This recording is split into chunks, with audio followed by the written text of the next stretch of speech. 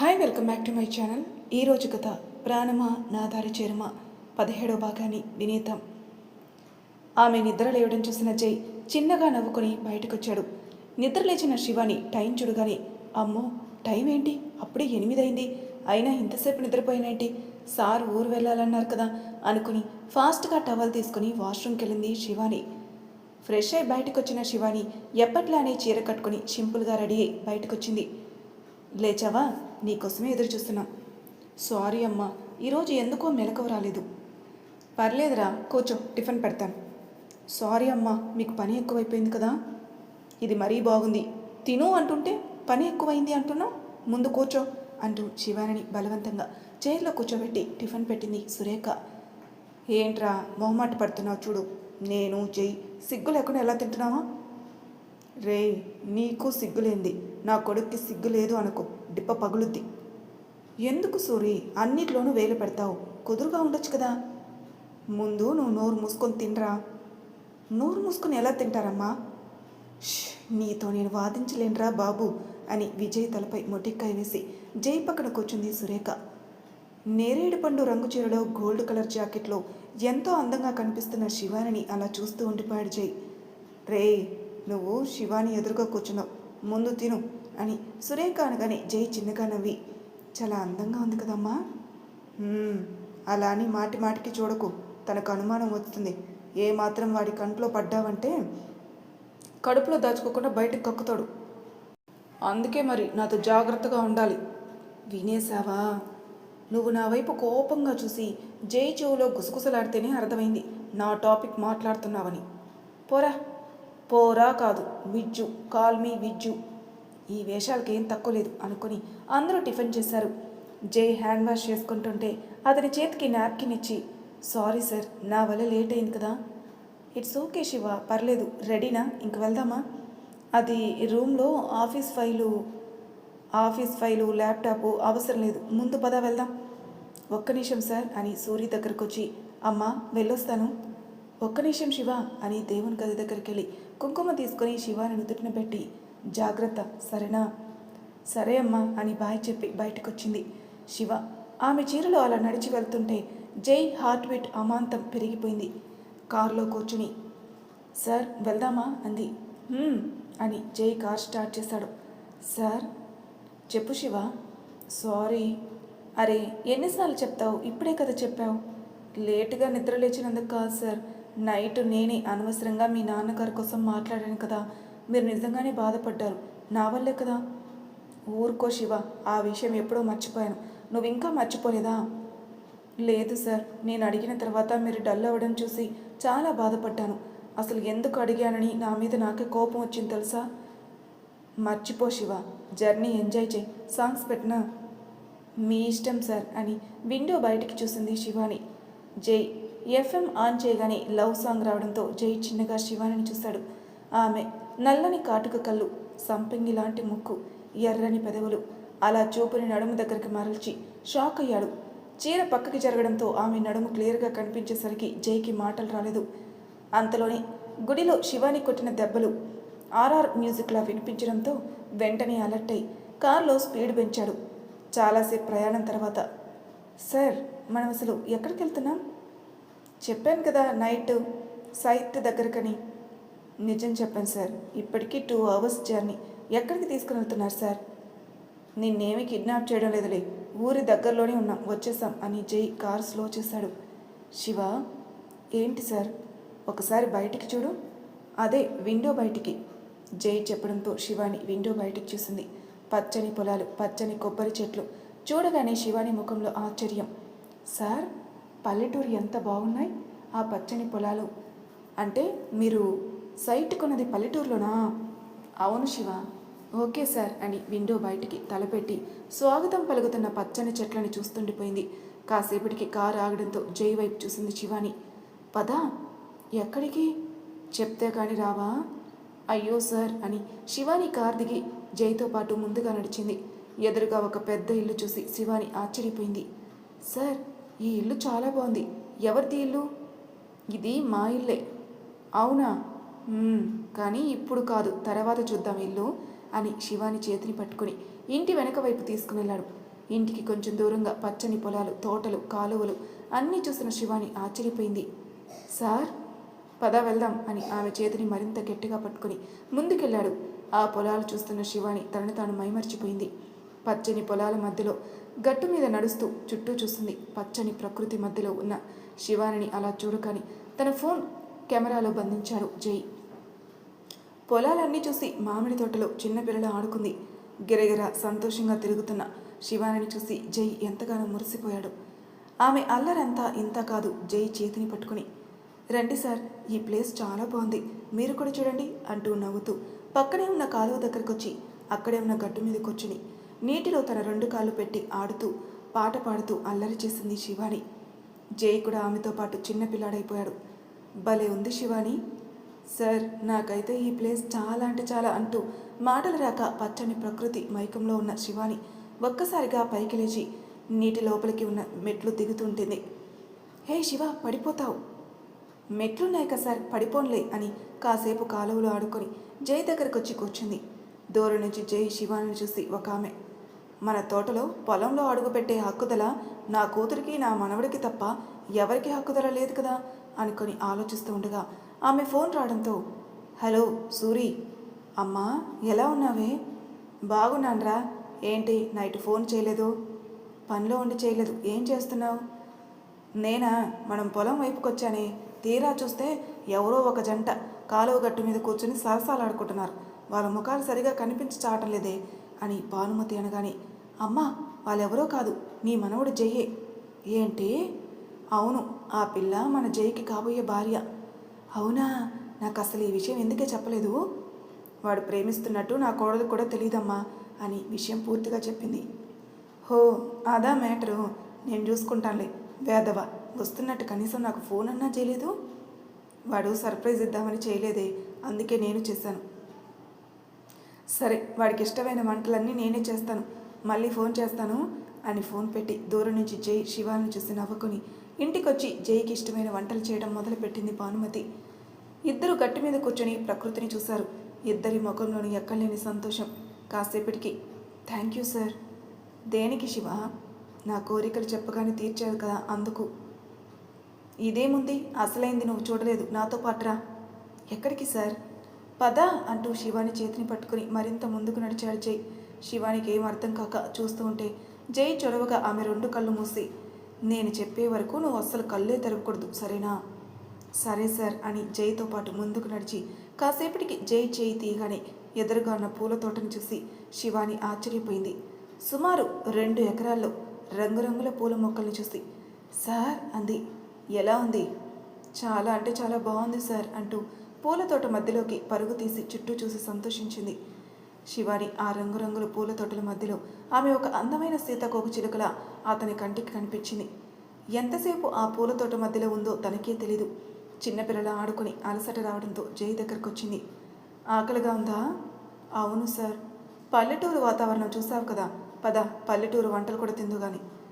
ఇక్కడ మంచి హోటల్ కూడా ఉందా సార్? హోటల్ కాదు కానీ మంచి చెఫ్ ఉంది, చూపిస్తాను పద అని శివాని చేతిని పట్టుకుని ఇంటికి వచ్చాడు. ఈ ఇంట్లో ఎవరుండ్రా? ఉంటారు శివ. అవునా? కానీ ఎవరు సార్? ఎవరు అంటే, రే వస్తున్నట్టు ఫోన్ చేస్తే నీ సొమ్మేం పోతుందిరా అని నవ్వుతూ బయటకు వచ్చిన భానుమతి గారు జై శివాని చూసి తెగ మురిసిపోయారు. వీడికి తగ్గ పెళ్ళామే దొరికింది, ఎంత అందంగా ఉంది, కొందనపు బొమ్మలా ఉంది అనుకుని కాలు కడుక్కొని లోపలికి రండిరా. రామ్మా లోపలికి, నేను వాడికి అమ్మమ్మనవుతాను, నీకు చెప్పలేదా వాడు? లేదండి. సరే లోపలికి రా. సార్, ఇది మీ అమ్మమ్మ గారి ఇల్లా? నాకెందుకు చెప్పలేదు? చెబితే ఇక్కడున్న వంటగదిలోకి దూరుతావని భయం వేసి చెప్పలేదు సార్ అంటూ శివాని నవ్వుతూ లోపలికి వచ్చింది. పాతకాలం నాటి ఇల్లైనా చూడ చక్కగా ఎంతో అందంగా ఉంది ఇల్లు. అంతా నీట్గా ఉండడంతో శివాని ఇల్లంతా చూసింది. చాలా బాగుంది సార్ ఇల్లు. లోపల రూమ్స్ కూడా బాగుంటాయి శివ. అవునా? ఇల్లు తర్వాత చూద్దు కానీ ముందు భోజనం చేయవే మనవరాలా. సరేనండి. అండి ఏంటి, చక్కగా నానమ్మ అని పిలువు. సరే నానమ్మ. ముసల్ది మామూలు కాదు, అప్పుడే వరుసలు కూడా కలిపేసింది. అమ్మ అప్పుడే మ్యాటర్ చెప్పేసిందా అనుకున్నాడు జై. నువ్వు నాకు చెప్పకపోయినా నా కూతురు నాకు అన్నీ చెప్పేస్తుందిలేరా, చించింది చాలు కానీ ముందు భోజనం చెయ్యి. అమ్మమ్మ, మరేమనుకున్నావు భానుమతి అంటే? సరే డైనింగ్ టేబుల్ దగ్గర కూర్చోండి. లేదు కింద కూర్చొని తింటానే. జై మాటలకి శివాని ఆశ్చర్యంగా చూసింది. రే కింద అలవాటు పోలేదా? ఎందుకు పోతుంది? ఇంటి దగ్గర కూర్చోలేనే కదా కూర్చొని తినేది. కానీ ఇక్కడ నేల మీద కూర్చొని తింటే ఈ కిక్కే వేరు అని అక్కడున్న చాప వేసుకొని చాప మీద కూర్చున్నాడు జై. సార్ మీరు నాకు అలవాటే శివ, దా కూర్చో. పర్లేదు సార్, నేను భోజనం వడ్డిస్తాను. లేదు తల్లి, రాక రాక వీడొచ్చాడు, నా చేతులతో నేను వడ్డిస్తాను, నువ్వు కూడా కూర్చో అని వండిన వంటల్ని వాళ్ళ ముందు పెట్టింది. ఆ వంటల్ని చూసిన శివాని షాక్గా జైని చూసింది. నాటుకోడి పులుసు, కొబ్బరి పొలావ్, రైసు, చేపల పులుసు, పాకం గారెలు, బూరెలు, పాయసం, సాంబార్ అన్నీ చూడగానే సార్ అంది. అమ్మమ్మ వంటలు బాగా చేస్తుంది శివ, తింటే వదిలిపెట్టవు అని జై అనగాని, నానమ్మ ఇన్ని వంటలు మీరే చేశారా? పనమ్మాయి ఉందిగా, సాయం చేసింది వండడం. ఎంతసేపు అని ప్రేమగా ఇద్దరికి భోజనం వడ్డించింది భానుమతి. తింటూ ఉన్న జై, ముసలి ఎన్ని రోజులైందే తెలుసా? ఏ మాత్రం నీ చేతి వంట రుచి మారలేదు, అదిరిపోయిందనుకో. నేను తినిపిస్తాను, ఆ ప్లేట్ ఇటు ఇవ్వరా అని జైకి ప్రేమగా ముద్దలు పెడుతుంటే శివాని నవ్వుతూ చూసింది. మనవరాలా రా, నువ్వు కూడా 2 ముద్దలు పెట్టుకో. పెట్టినానమ్మా అని శివాని కూడా ముద్దలు పెట్టించుకొని కంటతడితో జైని చూసింది. ఆసరా ఇచ్చింది చాలదు అన్నట్టు అనుబంధాలు ప్రేమలు ఎలా ఉంటాయో కూడా నాకు రుచి చూపిస్తున్నారు. మిమ్మల్ని ఏమనాలి సార్? ఏంటి శివ, కూర బాలేదా? అది సార్. మరి ఎందుకు నీ కంట్లో తడి చెప్పు శివ, ఏమైంది? మంటగా ఉందా అని జై కంగారుగా అడుగుతుంటే, అరే ఏమైంది తల్లి, ఎందుకు అలా ఉన్నావు? కూర బాలేదా? అయ్యో నానమ్మ, లేదు, వంటలు చాలా బాగున్నాయి. మీరు నాకు భోజనం తినిపిస్తుంటే ఎందుకో మా అమ్మ గుర్తొచ్చింది. పిచ్చిదానా, అమ్మని తలుచుకొని బాధపడుతున్నావా? నేను నీకు అమ్మనే కదా, దా తిను అంటూ భానుమతి ప్రేమగా తినిపించేసరికి శివాని ఎంతో ఇష్టంగా భోజనం చేసింది. ఏది ఏమైనా వంట చేయడంలో నీ తర్వాతే అమ్మమ్మ. పొగిడింది చాలే కానీ ముందు ఈ మజ్జిగ తాగినన్నా. అయ్యో బాబోయ్, నా వల్ల కాదే, ఇప్పటికే కడుపు నిండిపోయింది. మజ్జిగ తాగునన్నా, చలవ చేస్తుంది. ప్లీజ్ అమ్మమ్మ, నీ వంటలు నాకు ఎంత ఇష్టమో తెలీదా? అన్నీ తిన్నాను, నిజంగానే కడుపు ఖాళీ లేదే. సరే, ఒక అరగంట తర్వాత మజ్జిగ తాగు. శివాని నువ్వు కూడా మజ్జిగ తాగు. కాసేపు ఆగి తాగుతానమ్మా. సరే, ఇద్దరు వెళ్ళి రెస్ట్ తీసుకోండి, నేను కాస్త పొలానికి వెళ్ళొస్తాను. ఇప్పుడా? అవునరా, పని చేసే వాళ్ళకి డబ్బులు ఇవ్వాలి కదా, నా కోసం ఎదురు చూస్తూ ఉంటారు. నేను డబ్బులు ఇచ్చేసి వస్తాను. నేను కూడా వస్తాను నానమ్మ, కాసేపు పొలం దగ్గర కూర్చుంటాను అని శివాని అనకని, వద్దమ్మా, ఎండ చూసావా ఎంత గట్టిగా కాస్తుందో. జై నువ్వు ఇక్కడే రెస్ట్ తీసుకోండి, నేను 15 గంటలో వచ్చేస్తాను. పర్లేదే, మేమిద్దరం ఖాళీయే కదా, పైగా పొలం దగ్గర మన పాక ఉంది కదా, శివాని అక్కడ రెస్ట్ తీసుకుంటుందిలే. సరే పదండి అని ముగ్గురు పొలానికి బయలుదేరారు. దారిలో నడుస్తున్నంతసేపు భానుమతి గారు శివానితో మాటలు కలుపుతూనే ఉన్నారు. జై వాళ్ళిద్దరి మాటలు వింటూ నవ్వుకొని ముందుకు నడిచాడు. సరే, మీరిద్దరు ఇక్కడే కూర్చోండి. రే రంగా, చెప్పండి అమ్మగారు. మనవడు వచ్చాడు, 2 కొబ్బరి బొండాలు ఇవ్వు. సరే అమ్మగారు అని రంగా 2 కొబ్బరి బొండాలు కొట్టి జై శివానికి ఇచ్చాడు. అమ్మో, ఇప్పుడే కదా సార్ భోజనం చేశాం, అప్పుడే కొబ్బరి నీళ్ళ? పర్లేదు శివ, తాగు. ఈ కొబ్బరి బొండాలు మన చెట్టుకి కాసినవే. అంతేకాదు, ఈ చుట్టూ ఉన్న కొబ్బరి తోటంతా అమ్మదే, కానీ అమ్మమ్మే చూసుకుంటుంది. పొలానికి వచ్చే లావాదేవీలన్నీ అమ్మమ్మ చూసుకొని డబ్బులు కూడా అమ్మ అకౌంట్కే వేసేస్తుంది. కానీ తను మాత్రం రూపాయి తీసుకోదు. ఎందుకు సార్? తన చిన్నప్పటి నుంచి అంతే, 1 రూపాయి తీసుకోదు, కానీ తన దగ్గర ఉన్నది ఎదుటి వాళ్ళకి పెడుతుంది. అమ్మమ్మలో నాకు నచ్చేది ఇదే శివాని. మీకు మీ అమ్మమ్మ అంటే చాలా ఇష్టం కదా సార్? అవును శివ, ఎప్పుడు ఖాళీ దొరికినా నేను విజయ్ ఇక్కడికి వచ్చి ఫుల్గా ఎంజాయ్ చేస్తాం. విజయ్ అమ్మమ్మ ఇద్దరు కలిస్తే ఆ గోల అంతా ఇంత కాదు, భలే సరదాగా ఉంటుంది. కానీ విజయ్ అన్నయ్య ఎందుకు సార్ మనతో పాటు తీసుకొని రాలేదు?